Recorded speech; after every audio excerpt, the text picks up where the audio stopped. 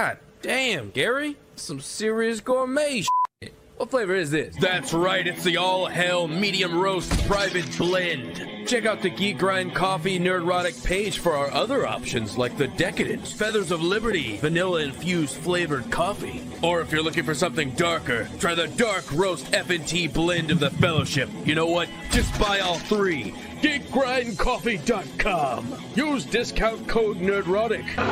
I hunted, Rob. I hunted for Tobey Maguire's dick. Excuse me while I whip this out. Hold up. Wait a minute. Something ain't right. Wait. I've got an idea. My mind is a raging torrent, flooded with rivulets of thought, cascading into a waterfall of creative alternatives. God darn it, Mr. Lamar. You use your tongue prettier than a $20 whore. Nerdrotic.com.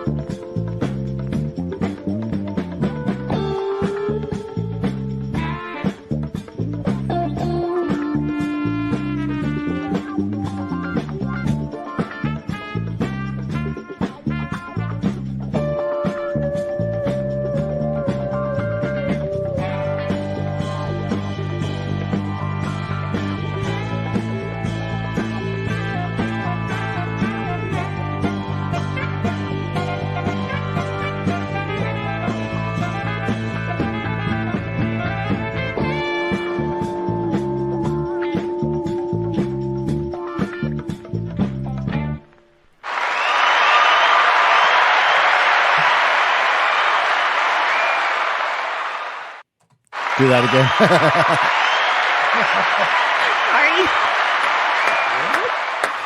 Greetings, everyone. Welcome to the Nerdrotic Nooner. It's Hump Day, the day after the 4th of July, the true Pride Month, I guess. But maybe, yeah, I have pride in my country. American pride. American pride. That's right. That's right. There you go. I held an American flag next to my heart for an entire live stream yesterday. Very proud of myself. I did. Saw it. I did. Yeah. I hugged it. I caressed it. God bless America.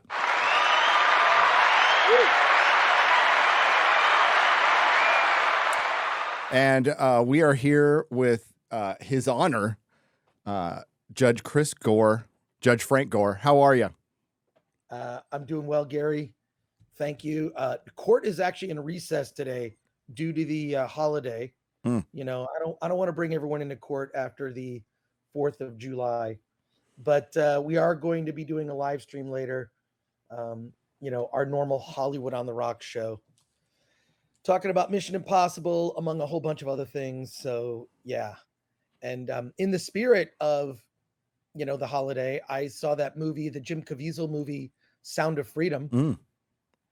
And I'm happy to report it is great. It is so good.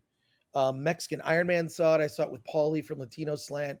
Really great film that you need to see. So just want to let people know that. And hey, X-Ray Girl, good to see you. I'm glad it's Hi. one X for X-Ray. Just one Girl. X right now. Left People? night, it was triple X-Ray Girl. I couldn't help it. It was 4th of July and the day after the anniversary with Mark, so we decided to celebrate online, playing a game together. Yeah. That's pretty cool. There's nothing wrong with that. It was really fun. Oh, that's Wholesome. nice. That's nice. You've been married for how long? Do you want to say? 2 years. 2 whole years. Wow. 2 whole years. All right. Way to go. Way to go. So short, realistically speaking. Like, It goes pretty fast. yeah. Wait I till mean, you I've get been older. working for you for, I think, 2 years now, too. Yeah. So, I'm dang. sorry. No, it wasn't meant to be like that. I enjoy working for you. Aw, thanks. Very easy. I told her to say that. I told her to say it's that. in the contract. So, Otherwise, I get beat. Usually, yes. Yes. We normally do our little chit chatty before the show. We had no time to do that. We just started because we're kind of on limited time today because it's very exciting news. I go to the eye doctor today and get thicker glasses. Can't wait. Can't wait. Pretty soon, I'm just going to be Daredevil, and I'll be all. Oh my God. Except without the ability to fight crime. But yes, we are going to talk about kind of a big deal happened over besides America's birthday. Was Lucasfilm finally got its comeuppance publicly. It's been getting its comeuppance, but it's been able to conveniently hide it behind streaming numbers, spin flops, previous flops. But this is the first film they have opened up in theaters since The Fall of Skywalker or The Rise of Palpatine, whichever you prefer. And over the 5-day, are they calling it now? The 5-day holiday weekend. You want to pull up that that article, please? It was abysmal, Chris. Like, an Indiana Jones film doing $82 million over 5 days, over a 5-day holiday weekend. And I promise you, when they put this thing into production, the lowest estimates inside, this is just my speculation, but I don't think I'm far off, would have been 140 million domestically. 150. They were expecting higher. This was supposed to be Disney's big hit of the summer, considering how much money they pumped into it. And it is a massive flop. It's a public flop. You can't spin this anyway. And this is what we've needed for years to get. Well, I don't have any faith in Disney or Lucasfilm changing. They just needed their comeuppance, and they're going to have to change their strategy. What that is, don't really care. Don't really care. This goes all the way back to The Last Jedi. It started with The Last Jedi. It ends here, but it turns out that the fans were right throughout that entire time, Chris. And I don't think this is fixable. I don't think it's fixable. I think the unfortunate reality is that the brand of not just Star Wars and Indiana Jones, but Lucasfilm as a whole is just tarnished. It used to be something you associated with quality or dynamic storytelling or something new, interesting that you had to see. And that's just not the case anymore. Now it's become a sad affair. The second time I saw Indiana Jones and the Dial of Density, I just felt sad and kind of angry that the shepherds of these franchises don't seem to understand nor care about them. No. Without understanding and caring, you cannot have respect. It was just a thing to them, a widget, and they thought they could just throw it out there, and they thought throwing as much money at it as possible would be fine because the Lucasfilm faithful, which they have fooled themselves into believing are still a large number because they hold, Star Wars Celebration to the home team. But the normies are gone. They lost the normies and the biggest thing is people. It's not people just watching it and disliking it or hating this movie, which it deserves because it's terrible, and the intent behind it was worse. It's that people don't care. When apathy kicks in, you're dead. Lucasfilm is dead. It's burning to the ground. It's got nothing. They've got nothing after this. And Kathleen Kennedy's big plan is to put out a Rey movie, a female-centric Ahsoka series, and a female-centric Acolyte. That's going to fix things. Sure. Oh, God. Those shows, I believe, are as DOA as Echo. Oh, yeah. Which aren't they? Did I hear that they're going to drop all the episodes of Echo on one day just to kind of get rid of it? Yes. And there were rumors out there that they were thinking about ditching it, and who knows?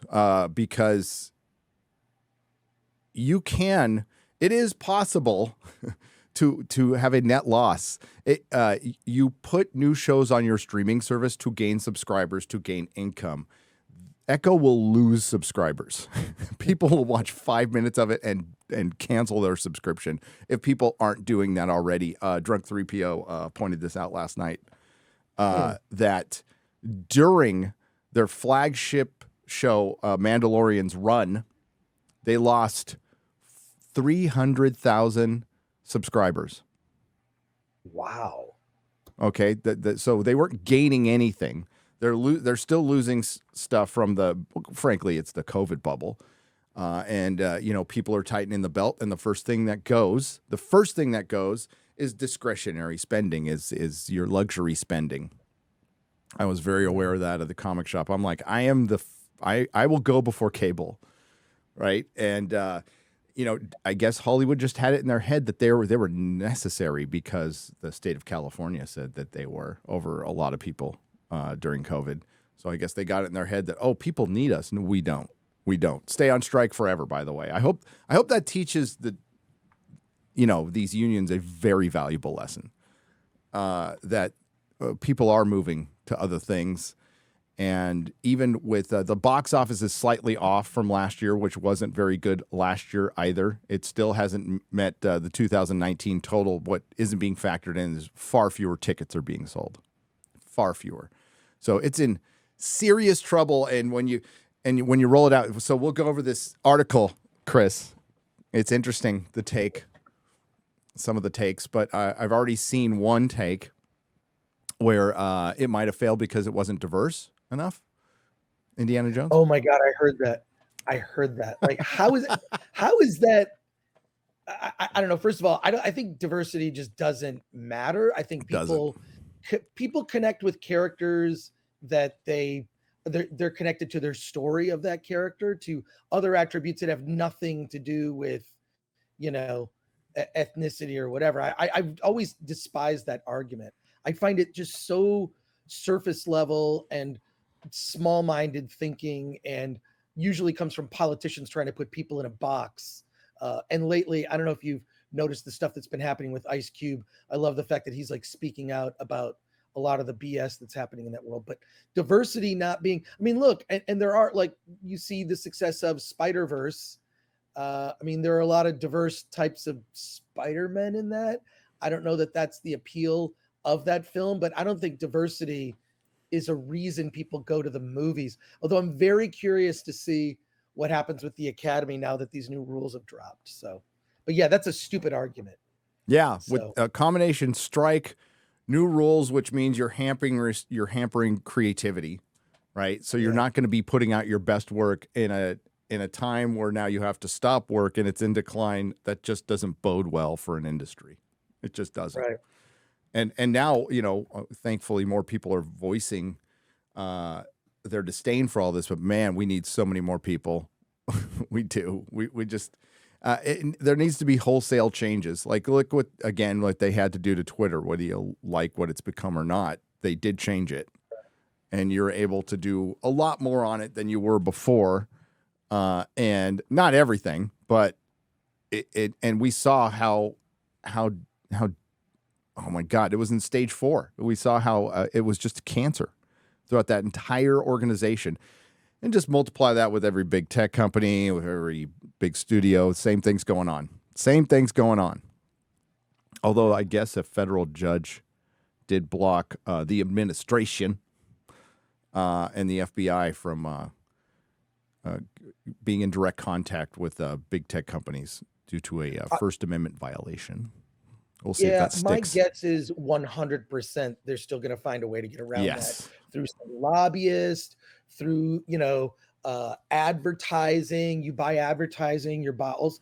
When you buy advertising with a media outlet, you're buying influence. Yes, you are. You just are. That's a reality. That's why the trades are so soft on the studios, because they're constantly spending money on advertising, mainly for awards like campaigns. But they have influence. That's why the trades, you've got to read through the lines to actually get to the truth. So whenever I read, which is why I always love your dissections of the stories from the trades, because you can see through the BS and you're like, oh, wow, a kernel of truth in this 1,500 word article, where they try to spin things. Okay. So they're trying to bright side this already. So here we go. Indiana Jones and the Dial of Destiny's $82 million 5-day total, not far from the 4th of July disaster that was Superman Returns, which came out in 2006. So we're comparing it to films that came out 17 years ago. Almost 20 years ago. That's how far you got to go back. That's a bit of a stretch. Yeah. I said yesterday, why not compare it to Herbie the Love Bug, some silent films. Like, Jesus. On the bright side, for Independence Day bomb, Indiana Jones and the Dial of Destiny, its first 5 day at the box office of $82 million aren't as bad as Paramount Skydance's Terminator Genesis, which we talked about yesterday. Comparing which we won't talk about again. Comparing 4th of July tentpole hits and bombs can be tricky.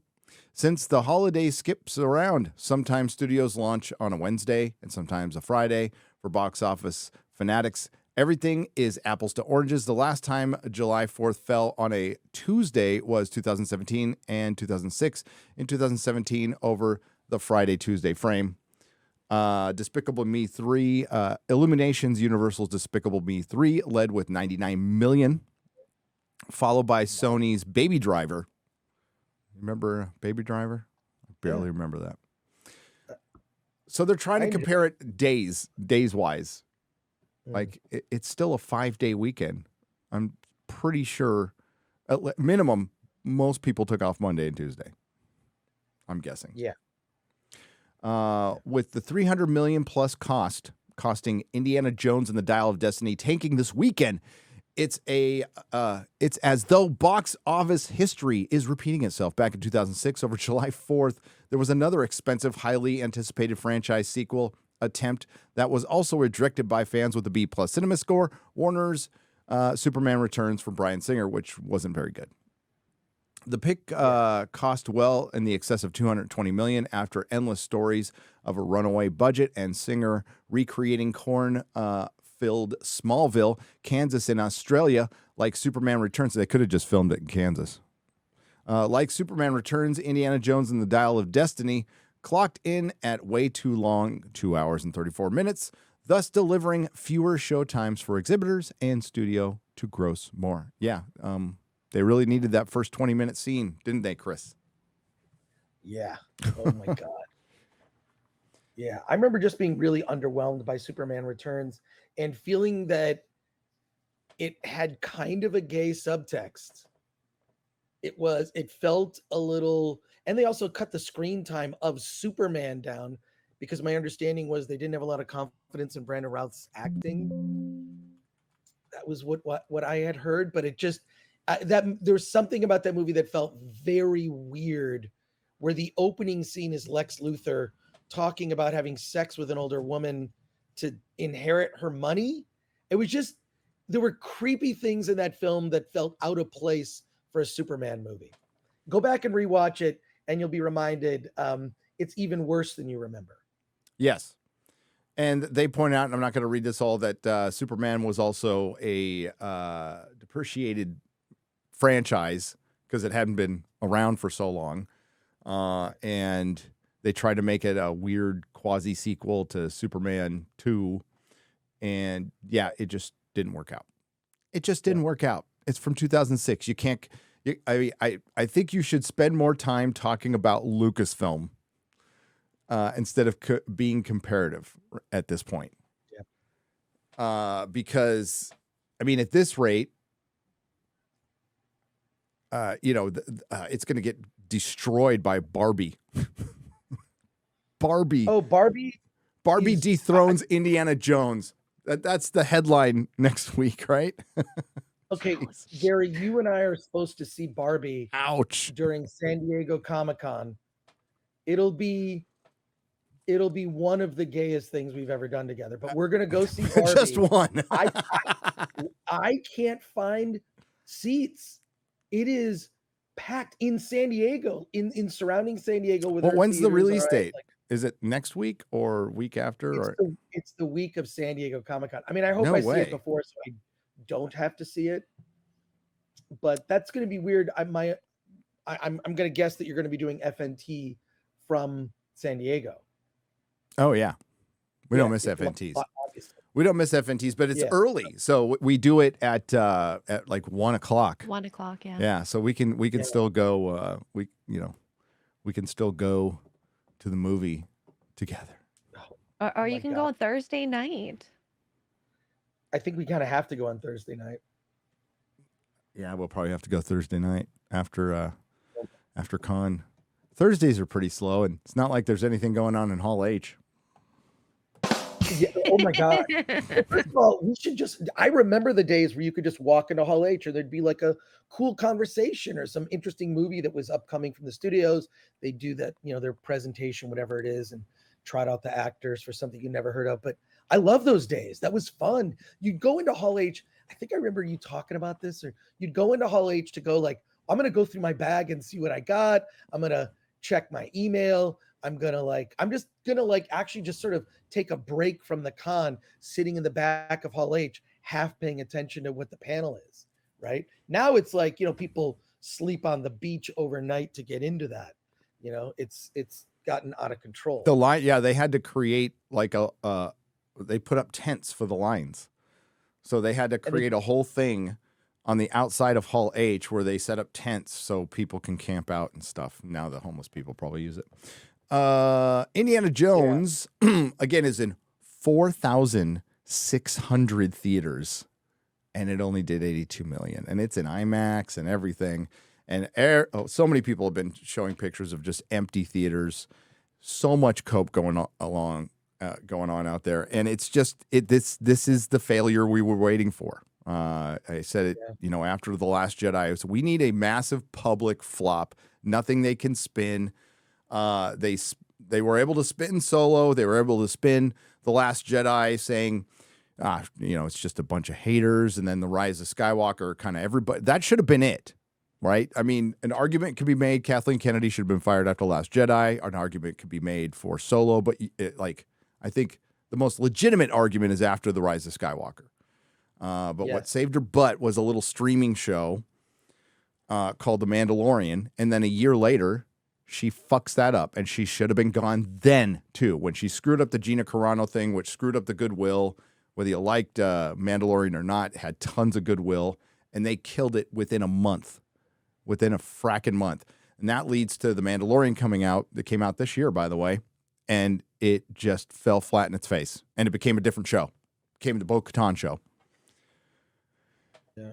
And she's horrible. She is a terrible leader. She deserves to be fired and disgraced. And that's not what's going to happen because they're too worried about political capital and two, quite frankly, old filmmakers that are way past their prime that still have way too much influence over Hollywood. What brought us Jar Jar Abrams? Steven Spielberg.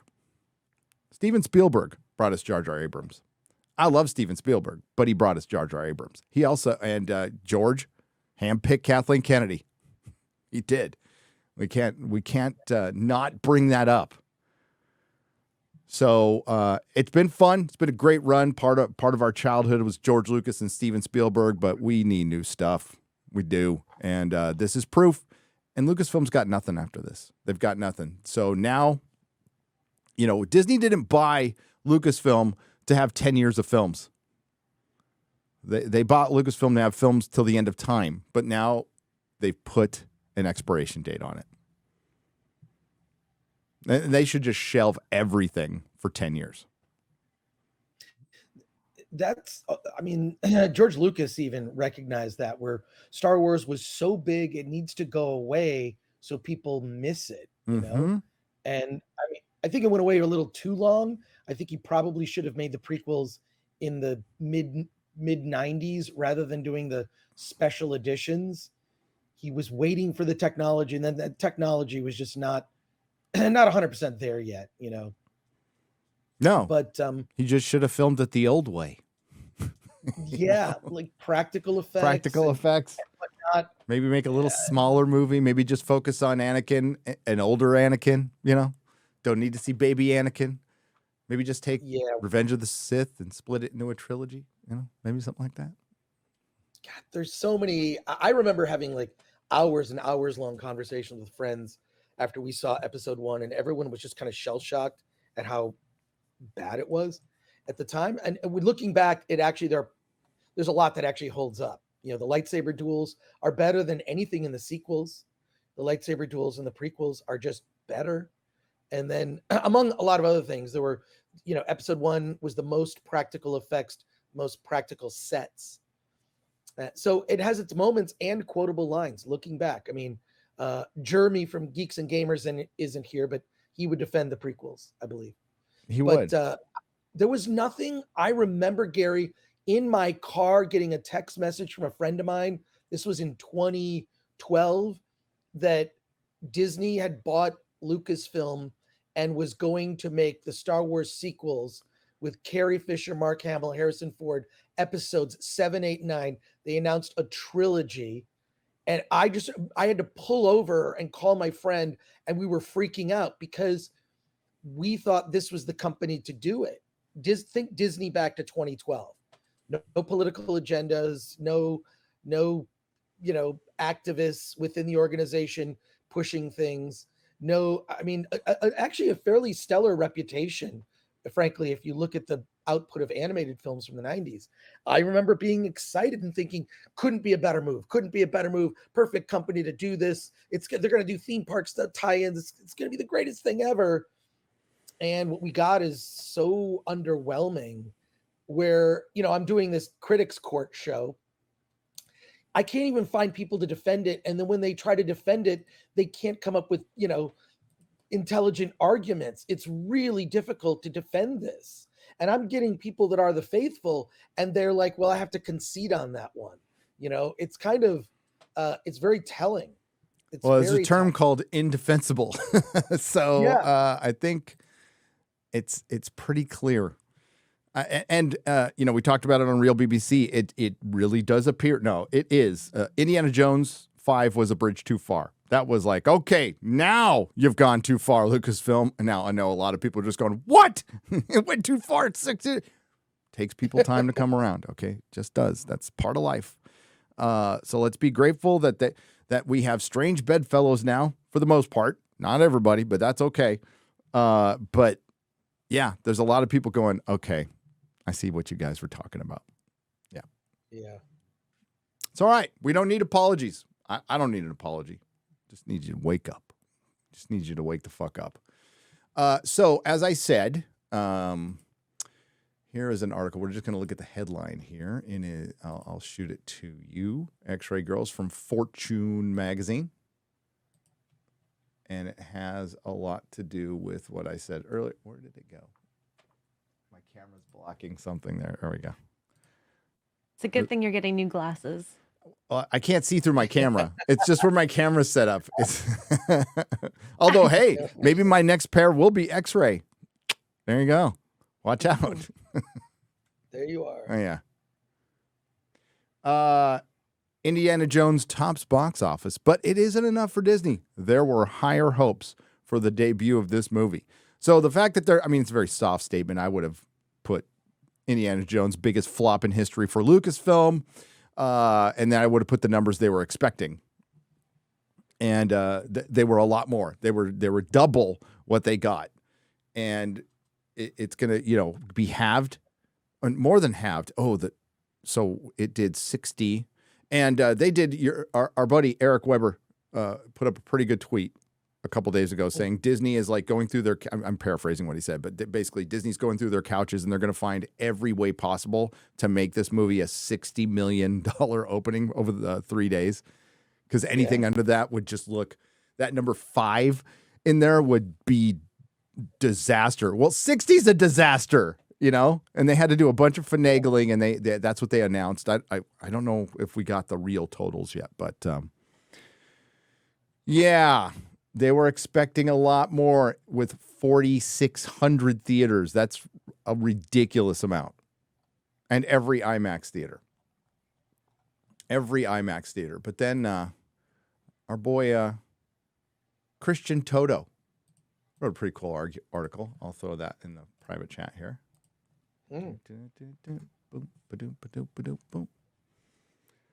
I mean, it's not just because I get mentioned in it. It's not just because Chris gets mentioned in it. Uh-huh. Uh-huh. Was I mentioned in it? Yeah, Film Threat was. Yeah. Oh, that's cool. Oh, Yeah. cool. Take We love Christian Thanks, Toto. Christian. Dear Hollywood, listen to your critics or else.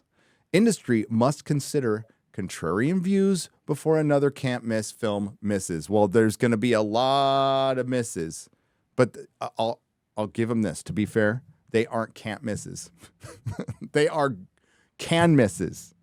There's lots of can misses coming out, including the Marvels, Captain Black Falcon America. Lots of can misses. Blue Beetle, Craven, Aquaman. No, I don't want that. Okay. Team China has just given Hollywood an earful. A Chinese propaganda outlet savaged the U.S. film industry for its failure of Indiana Jones and the Dial of Destiny in China and fears that Hollywood's best days are behind it. I don't think they fear it. The fifth film in the saga hauled in, there's only 3 films, hauled in just $2.3 million in its opening frame, one of the many recent box office disappointments that must be in China. The prose is withering and blended with anti-U.S. sentiment, yet, to be fair, the Global Times article has a point. I don't know about that. We'll see. Hollywood blockbusters, especially those released after the pandemic, have visibly declined in quality. That's true. Beneath the flashy special effects, but I will rewind a little bit. Where did the pandemic come from? China. Where did it come from? Have visibly declined in quality. Beneath the flashy special effects, the dated universality of the U.S. prevailing values is becoming more apparent as Hollywood becomes increasingly out of touch and indulges in political correctness. Well, I mean, you have your own version there. China. Without knowing when to stop. Classic IPs must be squeezed bone dry, therefore, before they are discarded. Well, they're not wrong about that. I will give it to this. At least we're not doing it to our citizens yet. But China is. China-based writers have an agenda. Yes, they're commie bastards.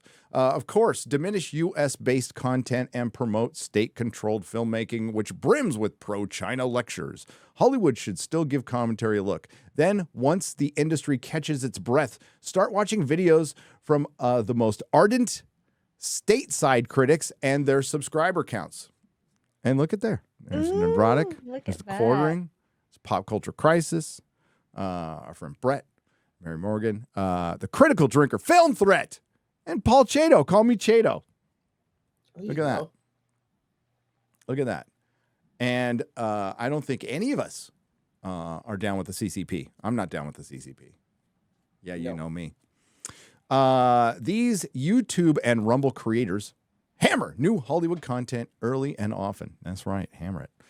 They do so with vigor, yes, indeed, shredding stories and overtly woke narratives and stereotypes that insult them. Remember director James Mangold's reaction to the rumors that Indiana Jones and the Dial of Destiny ditches its hero for an empowered Mary Sue type, Phoebe Waller-Bridge?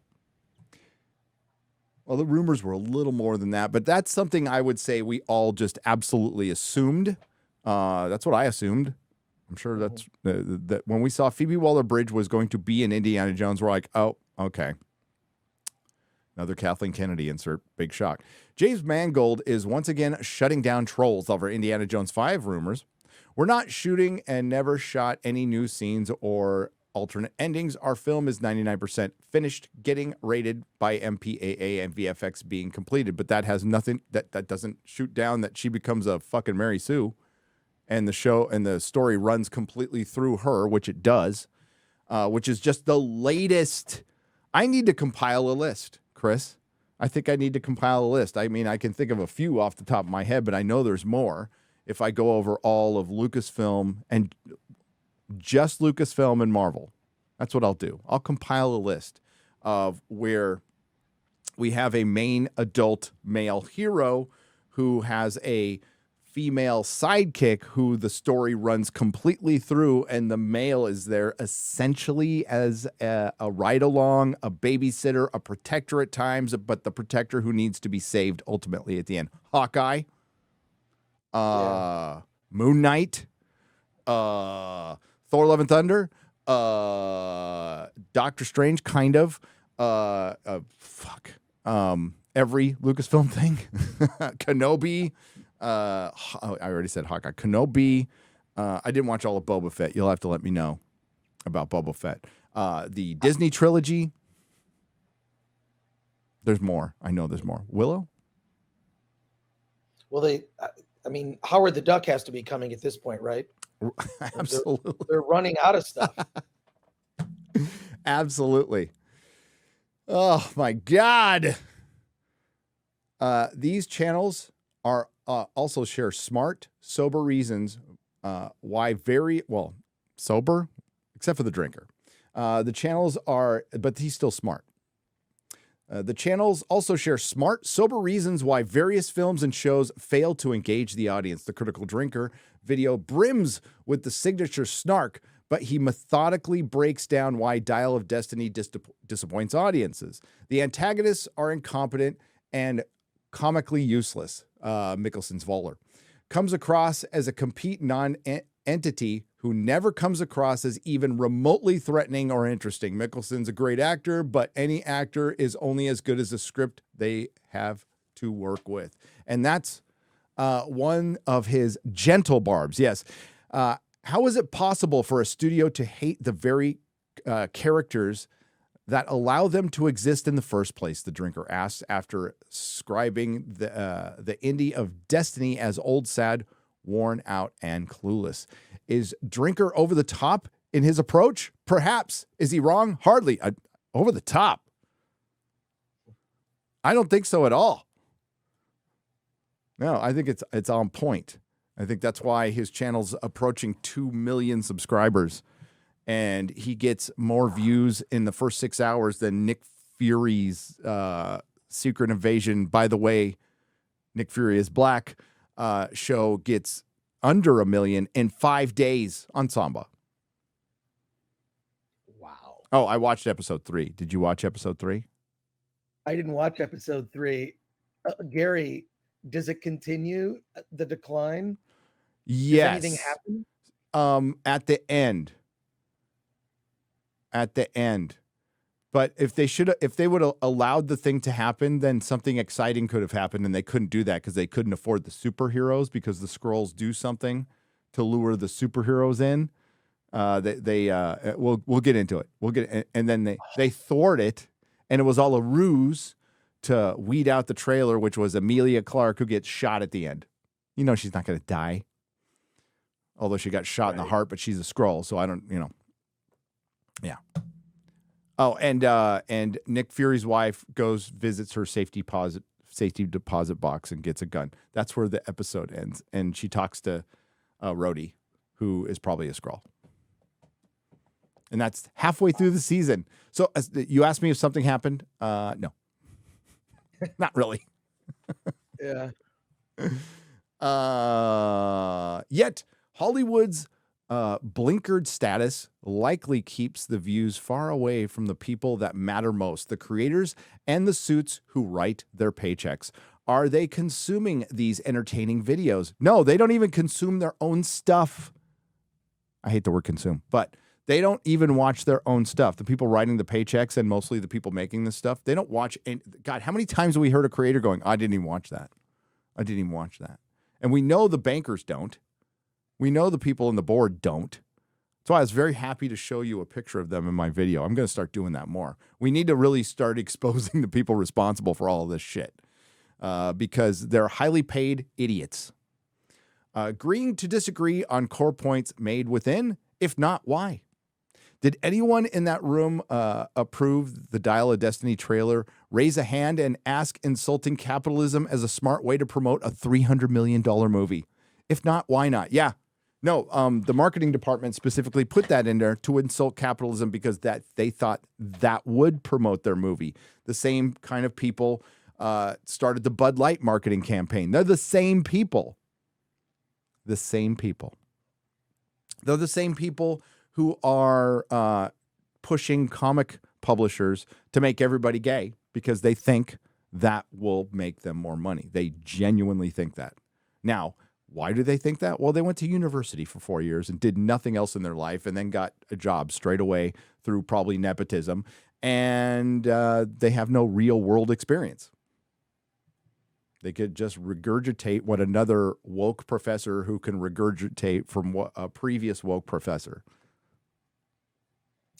It's true. I hope you're happy you're in debt for the rest of your life for that, by the way. Go to trade school. It's much cheaper, and you'll make more money. Disney, and this is from Carol R.N., Miss Rush, and the Gipper. Disney's Indiana Jones and the Dial of Destiny trailer takes a woke jab at capitalism. You stole it, then you stole it, then you stole it. I'd say that's closer to communism, personally, but that's me. They just take all our private property. The way they spin it is, it was never yours to begin with. Oh, okay. No.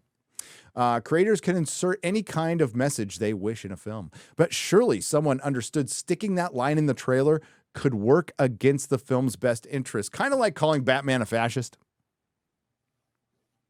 Yeah. Whether it's in character or not, you put it in a trailer. And by the way, 99.9% of the people on the planet have not read more than that. This percentage is so small of people who have actually read a Blue Beetle comic book. And you want to know why? They were just okay. At their best, they were just okay. I read the run that was in the 80s, the mid 80s, when they kind of rebooted it, right? Like, or yeah, when he was with Booster Gold, and yeah, it was good shit. It was okay. I thought it was fine. I did buy it. I like the art. It was fine. Right. It was fine when he was in Justice League, and then they did a run in the mid 2000s that, like, honestly, if I was a comic book fan and not owning a shop, I'd have never read it. Never picked it up. Yeah. Disney, in particular, should be begging employees to binge watch some, if not all, of those YouTube creators for a month and take notes. They'll never do that. They'll never do that. I will say that, let me finish this up. As is, the studio will lose millions with dials of destiny. We'll just say diarrhea of destiny. The bomb of destiny. The disaster of destiny. That might be a good one too. Which underperformed. Nobody ever wants to underperform. More not, ladies. In the U.S. and around the world, the film's minuscule Chinese box office figures dashed any hopes that overseas tally might save the day. The aforementioned creators aren't frustrated conservatives lashing out at liberal Hollywood. Some of the creators are either libertarian or apolitical. They're movie fans, nerds even, and in the case of Chato, a former TV executive willing to call out Hollywood for its mistakes. Good for Paul Chato, by the way. We love Paul Chato. Yeah. I mean, we always get put in, as a matter of fact, as soon as this tweet went out, we were put in the alt-right, far-right. By the way, anybody who's alt-right and far-right now is classic liberal, libertarian, independent, So, I mean, I don't even care. But conservatives understandably bristle at an industry promoting diversity and hard left messages at every turn. Most consumers reject tearing down iconic characters like Luke Skywalker and now Dr. Indiana Jones. We're seeing more unforced errors across the board and often tied to work overreach. The recent Grease prequel series got canceled and memory hold in record time. D+ sank millions into the teen sci-fi drama Crater, only to yank it because it cratered. And its progressive messaging weeks later. That's true. 50 million was put into Crater and it's gone. Did you even know it was out? No. This is the first time hearing. The first I heard of it was yesterday when Mahler brought it up. And apparently it was on Disney Plus, cost $50 million, and they yanked it. And it's not even worth the server space. So the server space costs money, lots of money, by the way. And it's not even worth it. Apparently, correct me if I'm wrong, chat. Star Trek Enterprise Season 4 disappeared from Paramount Plus, too. Nobody knows why.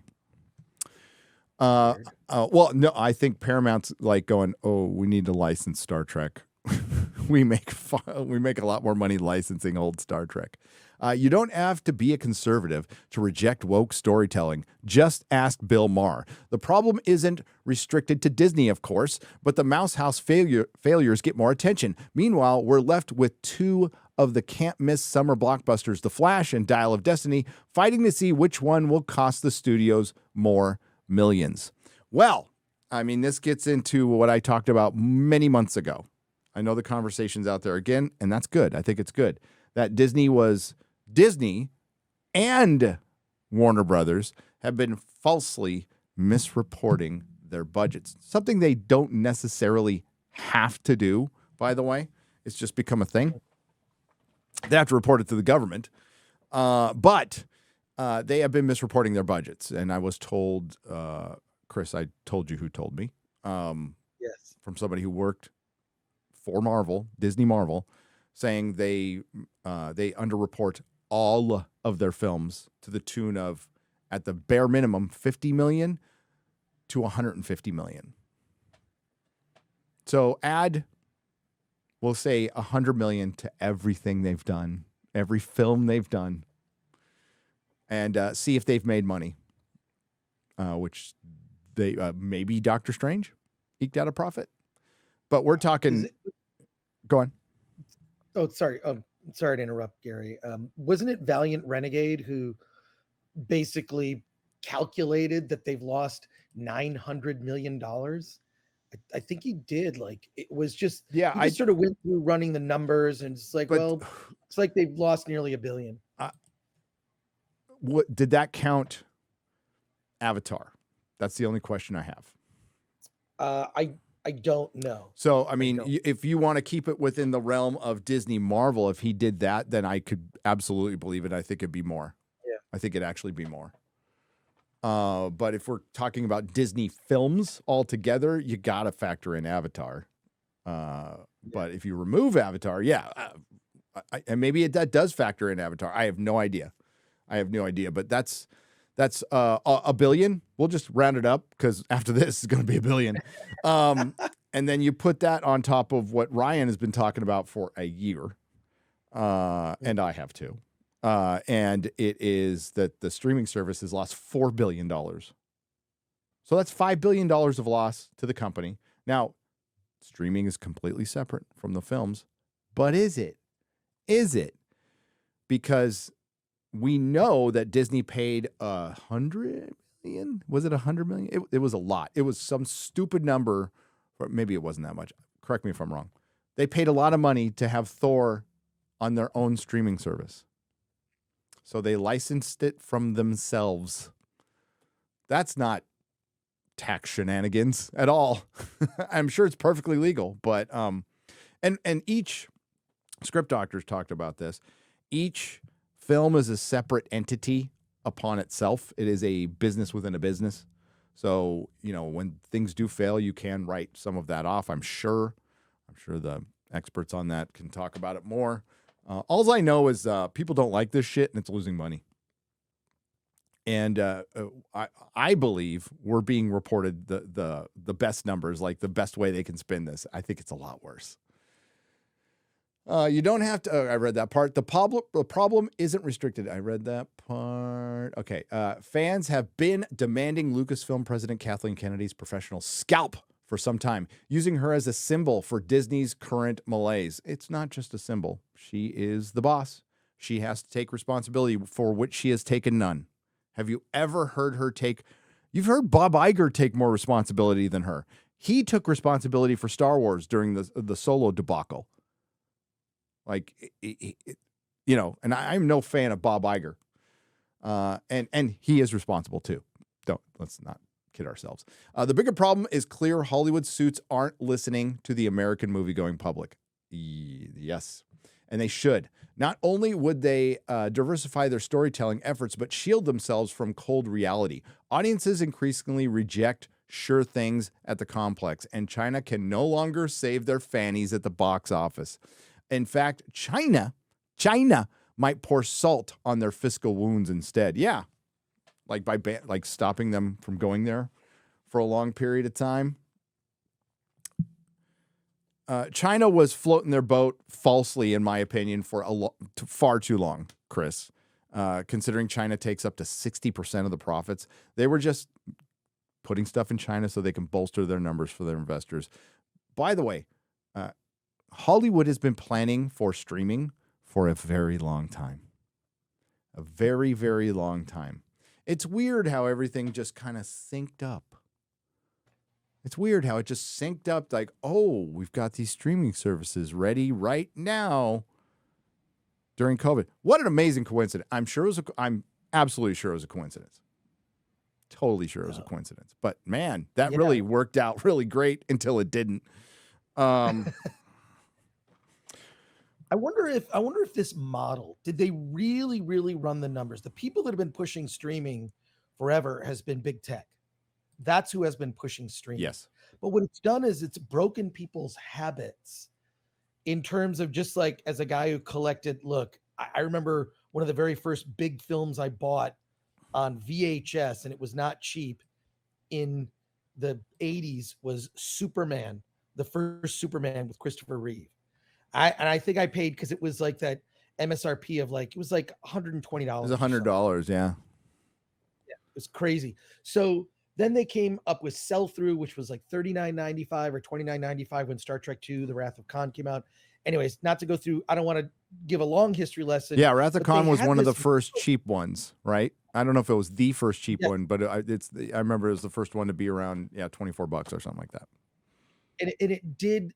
I mean, I remember, just because I worked at a video store at the time, I remember it sold insane numbers. I mean, I bought one for myself. You could own this movie, Star Trek II, The Wrath of Khan, and watch it whenever you wanted, right? But it's this model being broken of, this habit of a film comes out in theaters and you're not able to see it. And so that makes you want to, I really like that movie. I want to, well, when is it coming out? And there would be a pay-per-view window or a, VOD, whatever, a digital copy. And then the Blu-ray 4K, like there was a model that was drawn out. Now movies just don't seem as special, because I know that 2 weeks later I can pre-order The Flash to watch on VOD. It doesn't matter. And also with the economy, I mean, I can't imagine what it's like. You've got kids, you're going to a movie. You're looking at a couple, between all the tickets to buy for the family, refreshments, all that stuff, and laying out a 3-hour window because everything's 2.5 hours. You can see why these movies are bombing. I don't get it. Like, running time is an issue. That's a whole other story. And the theory behind the running time thing is that the reason that a lot of these movies, they want movies to be long, is because when it goes on streaming, it bolsters the watched minutes. Yeah. And I think, a lot of us in this sphere have been hitting things that the access media won't. That's why they're dying, thankfully. We'll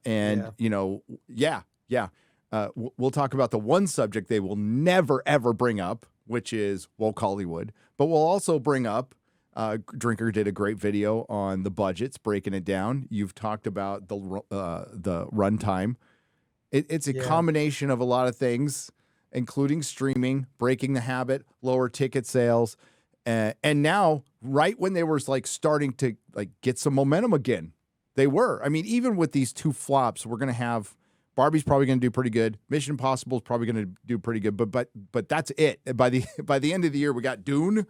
And that's it. And the box office year total will be way down. But they still had a full release schedule, and they just jacked it up with the strike. That's mind-boggling. It's mind-boggling how how out of touch you have to be. And the thing is, we're 60 days in the strike. So I've lost count because I don't care. Nobody cares. Yeah. Nobody cares. And if I was a writer, I'd start to worry. That the producers knew you were going to do this, and it keeps them from it'll get them out of a lot of bad decisions. It's gonna be used by the producers to get them out of a lot of bad decisions. As a matter of fact, I think force majeure already is in effect in a lot of cases. So a lot of people their deals are going to be broken. Well, the other thing is, you were talking about, Gary. Sorry, I was going to get a cup of coffee, but I heard everything that you said.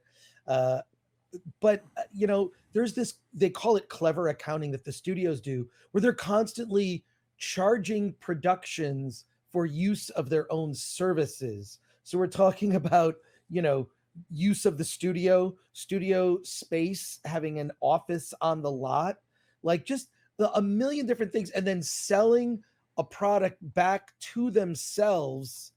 So it's an independent production, right? And sometimes, like these movies, for example, Legendary, they get financing from other places, so they have a deal with Warner Brothers, but Legendary will get international financing as well. And I heard the budget for the second Dune film is like 160 million.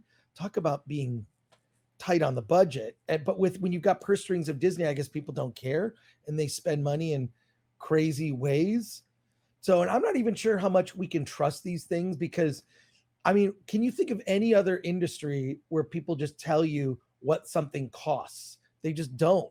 I feel like it's kind of bragging rights in a way, like, well, this movie cost this. But we know with all this clever accounting, a lot of that is so inflated. Who knows what's actually spent?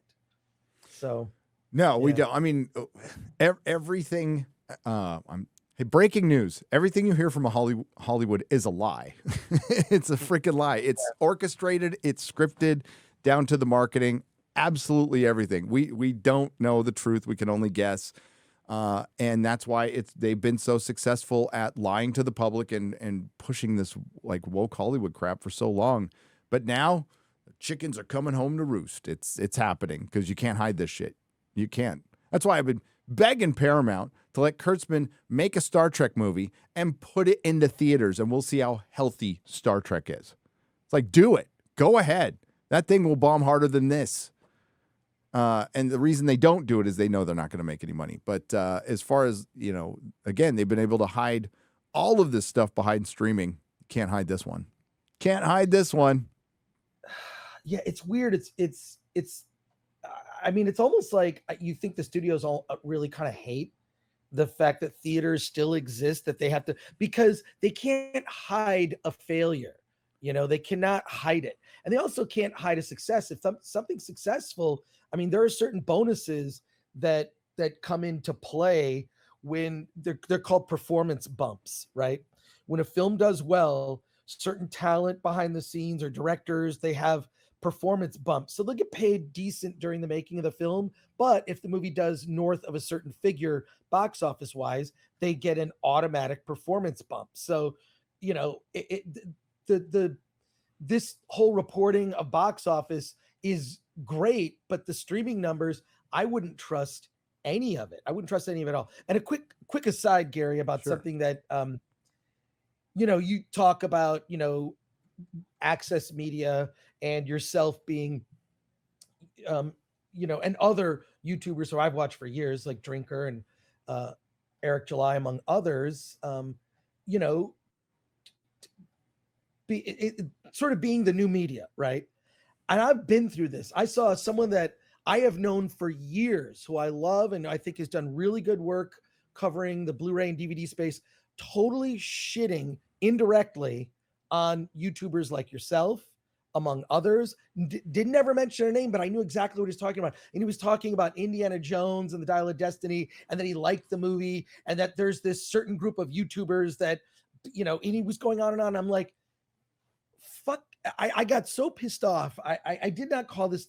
First of all, I hate YouTube drama unless I'm defending the RRR. Then I will get into it with Anna, that Star Wars girl. But I can't wait to debate her. But the thing is, it bothers me. Then ask her about The Godfather right after that. Oh, that'll be part of my plan. I can't wait. But so I have been through this. Okay, Film Threat, when it started, was a fanzine. It was a fanzine. Okay, and I had stories that went national. Right? Who was the guy who tried to assassinate Reagan? What was his name? I'm spacing on his name. I am too.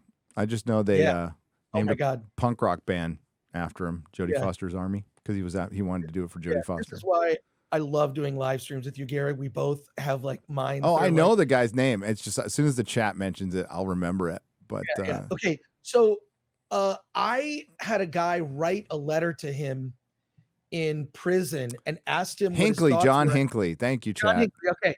So John a guy Hinckley Jr. who's a writer for me sent a letter to him in prison asking, hey, what do you think about Taxi Driver? And he sent a letter back. I reprinted the letter and posted it, and it was on the cover of Film Threat. John Hinckley reviews Taxi Driver. I mean, it was a ridiculous thing, among other crazy stuff that I did in Film Threat back in the day. Like, we did insane, over the top, crazy stuff. And I got like national media attention, but they never mentioned the name of my magazine. They never mentioned it. And so I, throughout my media career, started as a zine, no respect, turned Film Threat into a website. Okay. Oh, that's the internet. Those are those internet critics. Do you remember the late 90s? Yes, I do. Harry Knowles, people like Harry Knowles, whatever, like those are internet critics. Don't take them seriously. And now here we're at YouTube. Well, let me tell you something. There's a reason that I think, like, I've been watching you for years, that you deserve the respect and the at least acknowledgement, because what you're talking about is resonating with people. And when you see traditional media going after alternative media, it's because they see you're having an impact. I saw it with zines. I saw it when Film Threat became a website. Now everybody has a website, it's fine. But I mean, look at the numbers on the YouTube channel for Variety, or for a lot of big media outlets, almost for vanity's sake. They have a YouTube channel just to kind of like plant a flag. Well, we're on YouTube, but they overproduce all the content. It's terrible. It's all like overproduced, canned interviews, or it's not conversations where any sort of depth can be reached. But every alternative form of media has always been attacked. I've seen it since the 80s, not to date myself, but I'm dating myself. And so I really was, I think I might respond to this guy. I kind of have to. I don't know if it's I mean, maybe you should. I know there's I heard my friend Jeremy on Geeks and Gamers Daily, who got demonetized for a day and came back. And I guess, there's a YouTuber out there with over 100,000 subs who's organizing a mass flagging campaign. Is that true? What? I haven't heard that. Hope that's not true. Hope that's not true. Well, let's get that channel shut down. That's pretty. They'll get themselves shut down. I won't have to lift a finger. Yeah. I put in the private chat who this person is. I wouldn't personally, but right. Yeah. I mean, it's just not a good idea. Just people coming after you tells me, well, you might be doing something right. They're jealous. Yes. Not just jealous. I mean, like, let's them try. And that's all you got to say is, for one, YouTube recognizes that stuff immediately. Like, that stuff happens all the time, and they recognize it immediately. So, but yeah, Jeremy didn't mention the name. I don't know what the name is. Don't really care at this point, but just the fact that it's happening. And I'm glad they're back. And apparently it was just a mistake. It was just a mistake on the YouTube side, and they fixed it as soon as they could. So good for them. But, man, a lot of people were trying to dance on Geeks and Gamers' grave. It was, I'm almost glad they got fixed so quick. And they're like, oh no, 4th of July ruined. Oh, they didn't like America anyway, so fuck them. But glad my boy's back. I just wanted to point it out because I've always, for lack of a better word, consumed alternative media because I want another opinion. Yeah. I have mainstream media, fine, but I am a lifelong question authority. I may as well have a tattoo of that because I never not think that way. I always question authority, which is why I've always looked at alternative sources. Sometimes it comes in the form of zines. I remember back in the day when the LA Weekly used to break stories. The LA Weekly had and every big city had its alternative newspaper, right? San Diego Reader. Weekly, San Diego Reader. They were like, Portland had one that was really good. Was it The Stranger? They were like really good, like The Village Voice. And you remember these stories in those alternative rags were so good because they would challenge politics. And now they'd go after people. They are weak. They are nothing. The LA Now they are Weekly is- tools of the state. What a disappointment. I've said this. You know what? I should tweet this. To me, the fourth estate, which represents, if you don't know that term, you know what the term means, Gary. The fourth estate is the media, which is a check and balance on our government. Now it's the fourth tool. It's the fourth fucking tool. The fourth estate is just the state now. Yep. It is just the state. And so I see people now I pay attention. If someone gets shut down, if someone like an Alex Jones or name someone, a Crowder gets kicked off something, it's like, well, what were they saying that got them kicked off? I always question, like, why does this voice need to get shut down? And it's really disconcerting to me. That's why I strongly encourage, and I know you do too. You are one of the champions of independent film media. I am too. Get a mic, jump aboard. Yeah, join us. Yeah. We are legion. There, I'll freak them out with that. So if they knock one of us down, there'll be 10 more to replace us. I've talked this, like, they take down Tim Pool, or if they've taken down Alex, which sucks. Alex is still around. He belongs on YouTube, absolutely, but it sucks. Whether you like him or not, he deserves to be here. You could just disagree or not watch or make something that counters his arguments. That's what this is all supposed to be. But they take one of us down. There'll be 10. There'll be 100 that can take our place. And because it's that important. It's that important. We're all not going to be around forever, right? But we can't expect, for one, this fight to be over quick. Because we're just starting. I wouldn't say even getting the upper hand, but we're we're on our way. We're on our way. In Indy 5 flopping, all these things flopping, Disney just having the most miserable year since Iger coming back, and a lot of other factors have been kind of a white pill moment just because you're not going crazy. You're not going crazy. The media has been consistently lying to you for years. And I'm very happy to have more people on the Question Everything team. Please do. It's common sense. It's just basic common sense at this point. For sure. Yeah, Rogan has been on fire lately. I don't know if you've seen some of the viral clips, especially the Ice Cube conversation he had just was amazing. Yeah, he's been really important in this. What I love Joe Rogan. I do. I don't watch every episode. I don't, the disclaimer, I don't agree with everything he says, and nobody does that with anybody. But you can't discount his importance, man. You just can't. Even when he went off Spotify, I kind of thought, well, shit, that's not a good move. He's done. I was wrong. That guy is killing it over there. So he can go anywhere. He's one of the people who can go anywhere and be impactful. He is the new Johnny Carson, except a lot more important to the people, so sorry, Chris, go on. Oh no, I was just gonna say that's why it's important to support young, new, up and coming channels like Ryan Kinnell at RK Outpost, or people like Disparu. In spite of Disparu's haircut, just subscribe to his lesbian channel. Haircut. And just I know I'm not gonna say anything. I know he's working on it, but like new voices like Disparu and Ryan Kinnell. Little Platoon. That's a great channel too. I was on EFAP with him. He's freaking awesome. Disparu's great. Paul Chato, his channel's gonna blow up. Absolutely blow up. Because he's got a perspective that a lot of us don't. He is one who has broken away, and we need a lot more of that.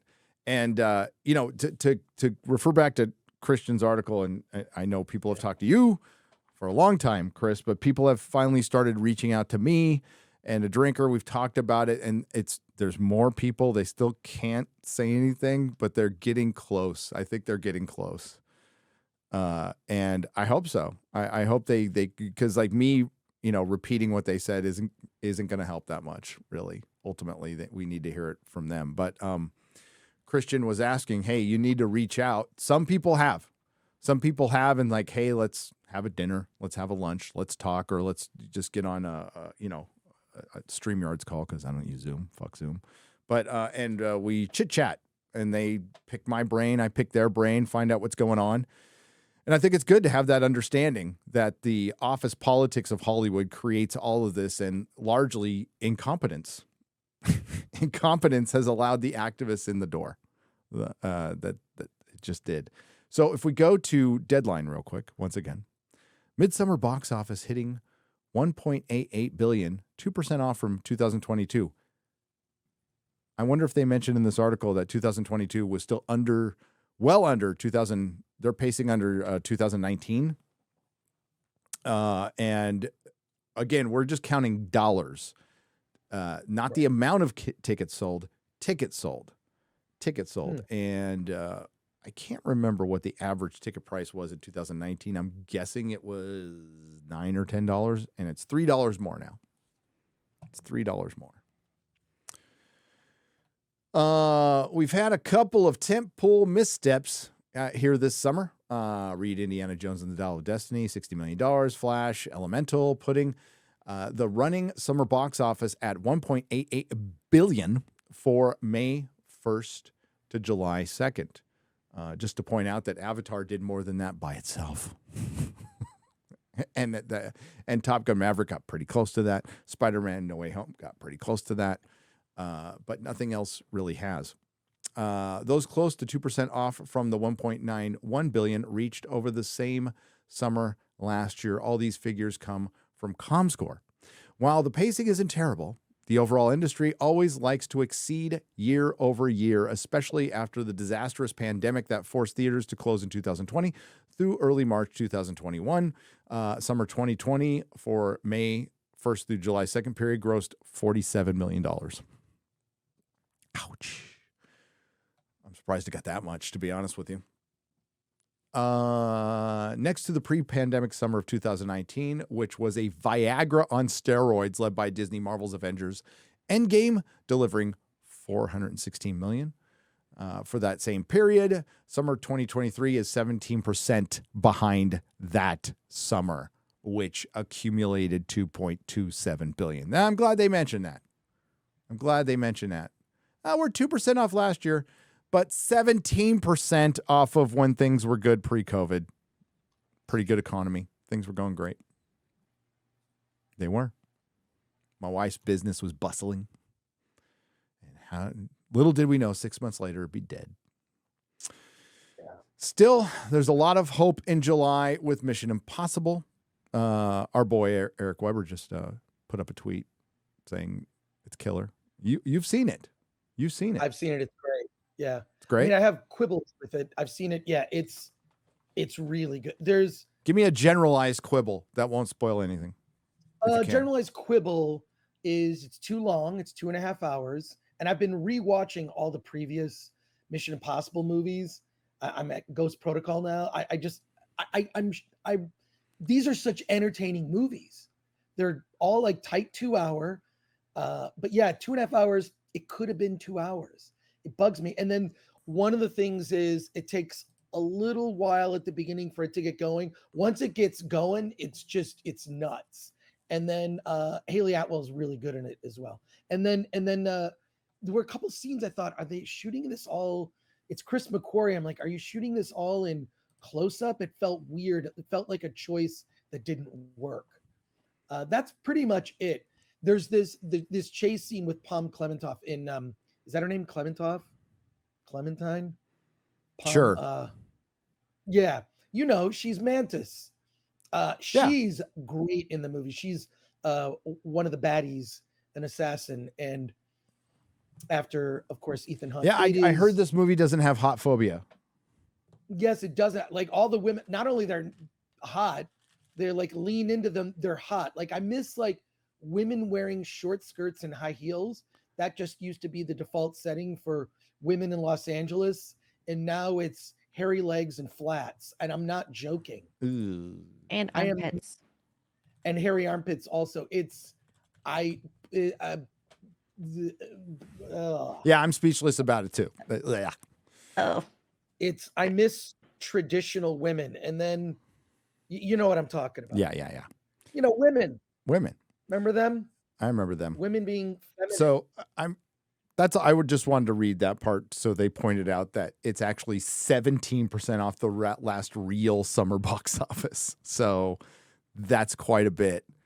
And that's well, they're not. They did the time period without Super Mario, and it's not going to get any better till Mission Impossible comes out. And Barbie's probably going to do pretty good too. Barbie, I'm going to see Oppenheimer. Little long. Know how it ends. Little long. Well, Oppenheimer, if you're in town, this is stuff that we didn't even have. We usually have like a pre-conversation where we kind of get out everything that we, we'll have to have that later. Yeah, and we didn't do that. You just went live, and I'm like, Gary, I got to get my glasses, dude. My glasses. Oh my God. All right. Well, if you're in town when Oppenheimer screens, I'm inviting you to be my +1 for Oppenheimer. All right. If you happen to be in town, I more than likely I will get to go to that screening. It won't be the first time we've seen a movie together. We saw Violent Night, so that was fun. Yeah, Ryan. yeah, I'll let you know. Let me know. Ryan, not our favorite bigot and the DEI for FNT. Other Ryan, British Ryan, for $50, 50 British pounds. It seems rebooting popular franchises. And thank you, Ryan. And remaking is now as risky as creating something original. This is true. They're about to lose a boatload of cash on Indiana Jones. Maybe just risk that money on the thousands of languished sci-fi fantasy scripts out there that are based on great novels. R&B's talked about like what a lot of classic novels, a lot of their scripts are tied up in rights issues right now because they were over years and years. So that's why some of the stuff is not getting adapted. But there is an endless amount of books.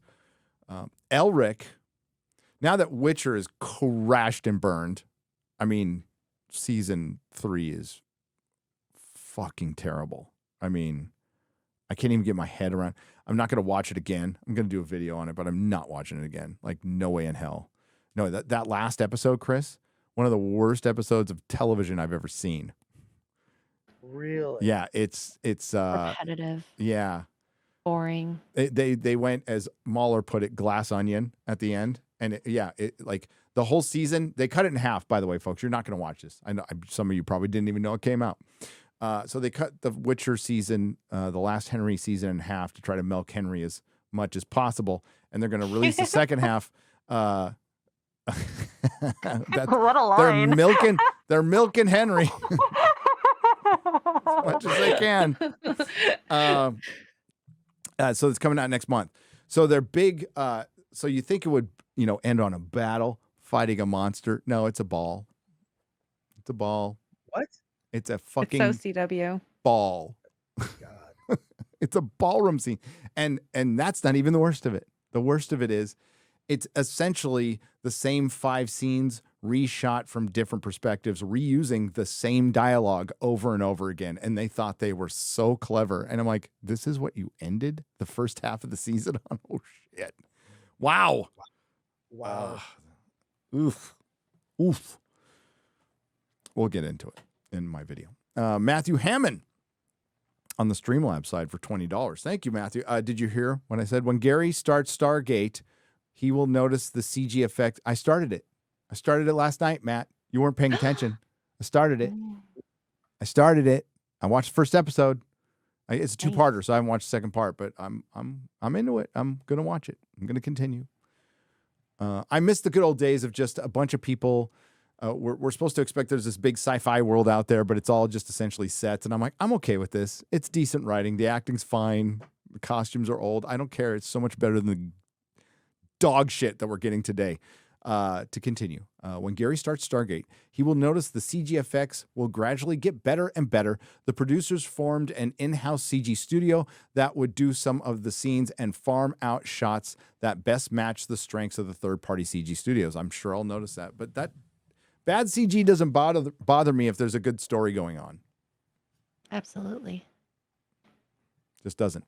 Poway Pow on the Streamlabs side, Poway, California, my friend, for $20. Hail, any meetup scheduled for San Diego Comic-Con? Drove out to Indian Wells with my wife for our 10-year anniversary and had FNT on the drive. Oh, hail. I was just in Indian Wells about a month ago.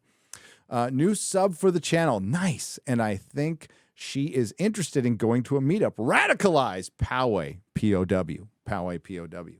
I love Poway, California. That's where Tony Gwynn lived. Not at this time, but that could change.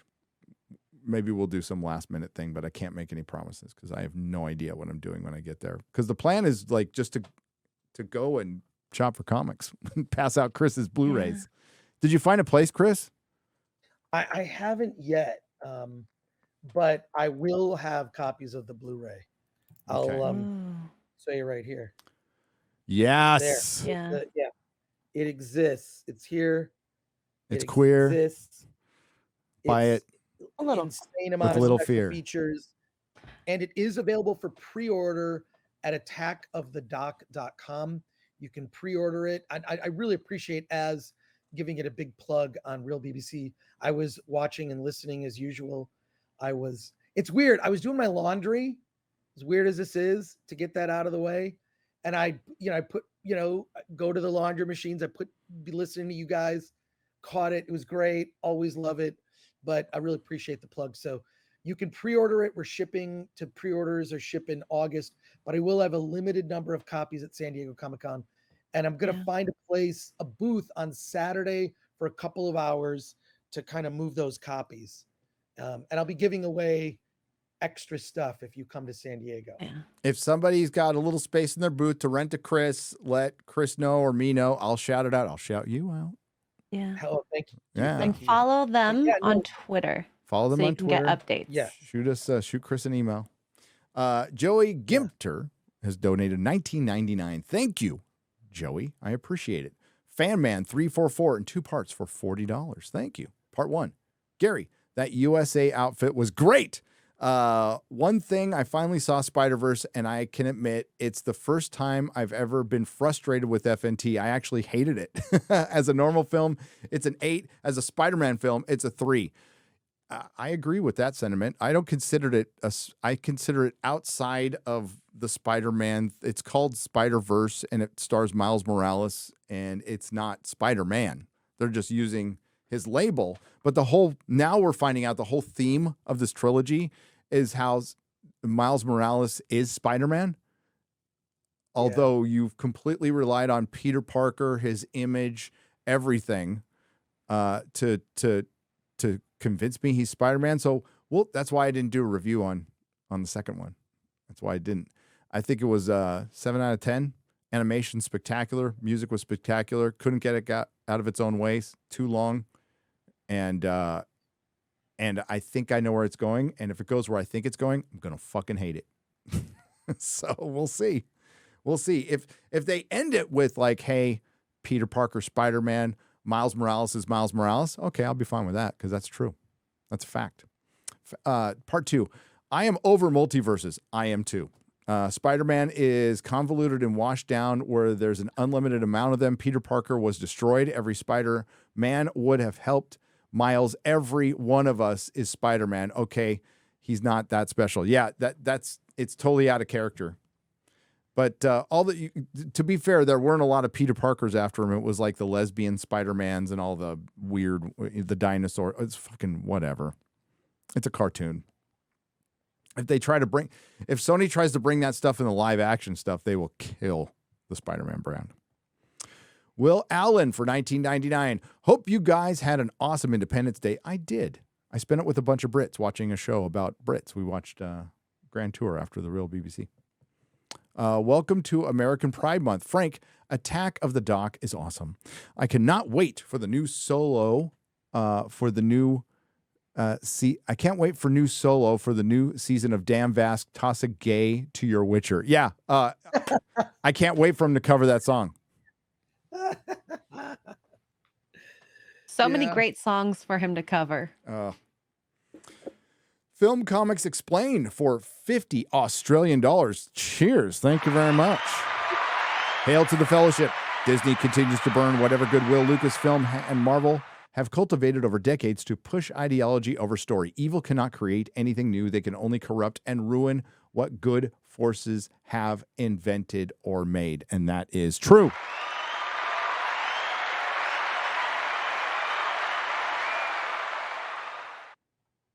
And, well, Disney has failed at everything now. And I don't really care how they get out of it. They can't.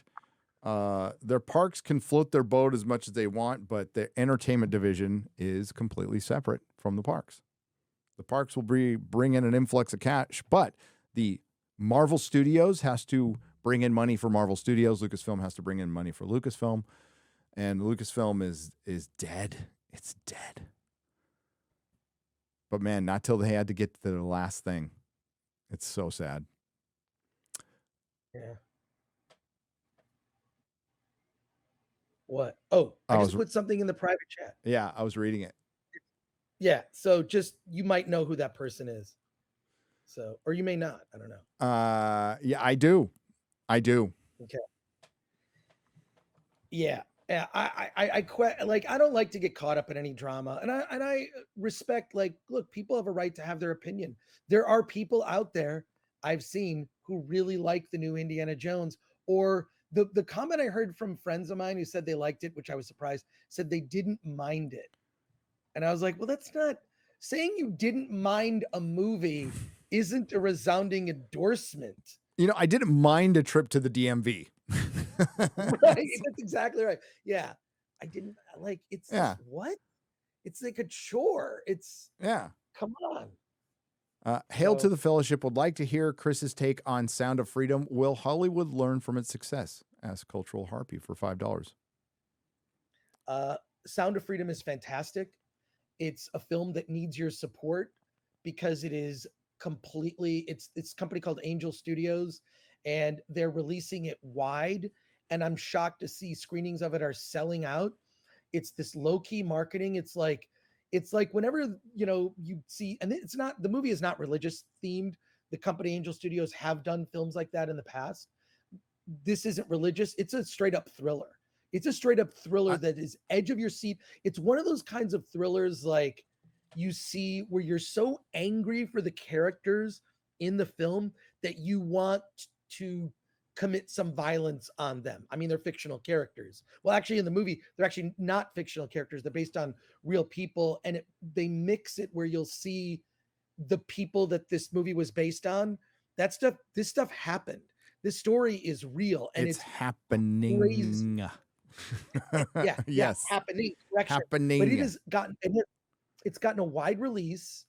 It did 7 million at the box office for a movie of that size. It's the only thing you could compare it to, and it's going to outgross it, is Terrifier 2, which was a $250,000 Kickstarter funded horror movie. Yeah, that is super bloody and over the top. Like, not good for them.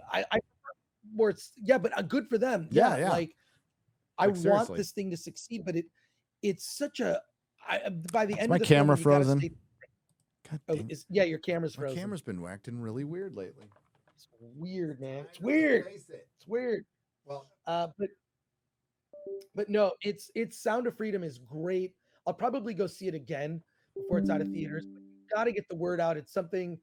Look, I don't know what movie everybody's going to go see this Friday, Gary. But if you told the FNT crew to go see Sound of Freedom, that would be pretty cool. Too late to do that. Maybe if I gave him some notice. I mean, I'm already going to make him go see Barbie. Oh, you can, right. That's true. All right, what? so I got to read a couple more, and then we got to get out of here. I'm sorry. So, Girl, you have to see Barbie now. I have an appointment. I'm gonna buy my ticket once. I have an appointment in 29 minutes, so I got to get my ass moving. Okay, But gotcha. but Sorry, first, Gary. Rick Johnson for $5 says, Gary and Chris, I sent you both something Star Wars related recently. I hope to hear your thoughts on them once you watch them. Was that the 4K versions of the despecialized edition? Yes. Yeah. I haven't checked. I knew it's at my mailbox. I haven't picked it up yet. Dude, it's right in front of my home theater. Once I'm done with my video, I'm watching that. Oh, that's great. Thank you, Rick. And I will definitely give you my thoughts.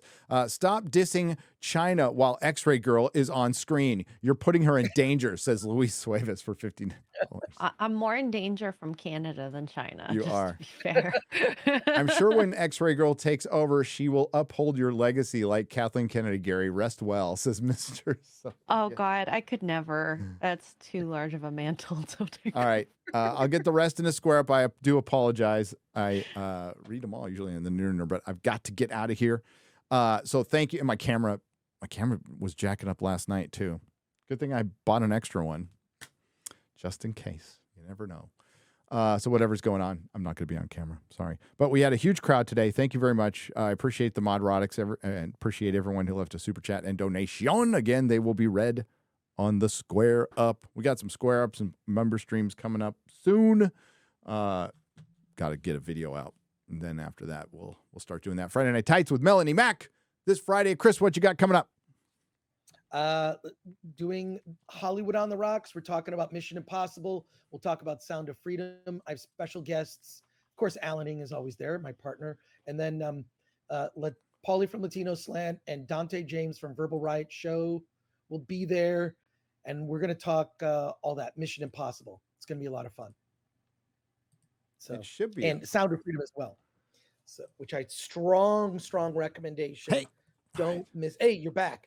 But strong recommendation. I would just love to talk to you about it, Gary. It's the kind of thing we keep talking about. We keep saying we got to support these alternative things, and this is something that needs support. And it's also a movie that, it's why you go to the movies. You want a thrilling experience, and you want to feel something. That's good.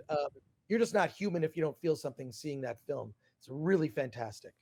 So there you go. Awesome. X-Ray Girl, what you got coming up? Find me Rumbles, Locals, YouTube. Tonight I'm going to be on Poor Choices with Legal Mindset, 9 p.m. Eastern. And if you can follow Zia and myself, we're going to be talking Doctor Who Mondays at 6 p.m. Eastern. I'm going to be watching from season 1, New Who. That's so exciting. So yeah. And someday we'll get to the top 5 on Real BBC. We'll do our One top day. 5. Dude, people are so mad. I saw a comment like in the middle of the night last night on my Indiana Jones video. When do we get the Doctor Who top 5? Soon. Someday. Soon. I have very controversial number 1. It's on Gary time, okay? Yep. Thanks everyone again for supporting us. We will see you next time on the Nerdrotic Nooner with Chris Gore. It will be on time. Oh, and don't forget to catch me tomorrow on Normal World with Eric July. And Quarterback Eric. We'll be filling in. We're quarterback for Dave Landau, who went on vacation in the second week. Good for him, man. 2 weeks of Normal World success. So funny. So yeah, it'll be on the Normal World YouTube. It'll be on The Blaze. So it's Quarterback Garrett, Eric July, and yours truly will be on the show tomorrow. That'll be fun. So check that out. This will be unlisted. So hang on to the link. You can keep watching if you're watching now, although you haven't gotten to this part yet, but you'll know once you get to this part. Otherwise, it will be uploaded on Nerdrotic Live. All right, take us out, X-Ray Girl. Oh, okay. I can't technically. Oh wait, I can. I was like, I can. I can do this. Well, I was gonna play. We can just do that, and then we're just gonna say bye. Bye. We are a very professional organization. Okay. Next time I'll take y'all out. That's right. Bye-bye. Bye.